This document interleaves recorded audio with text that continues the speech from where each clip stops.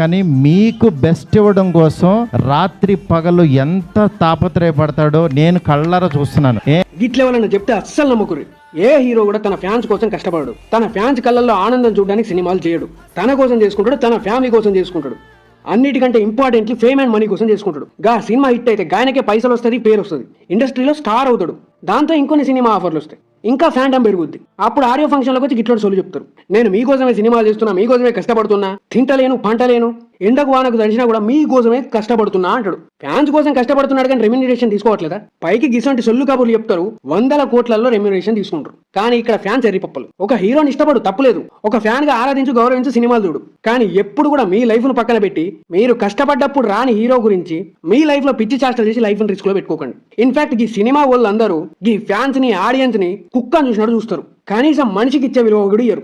ఒక mall open చేయడానికి ఒక సెలబ్రిటీ వస్తే కొన్ని 100 మంది ఆ సెలబ్రిటీని చూడడానికి గుంపు కడతారు. అక్కడ తొక్కిసలాటలు అవుతాయి, పక్కని పట్టించుకోరు, ఎవరిని పట్టించుకోరు. ఆ సెలబ్రిటీతో ఫోటో కోసం ఎగబడతారు. అరే భయ్, గుర్తుంచుకోరి, వాడు ఒక మనిషే.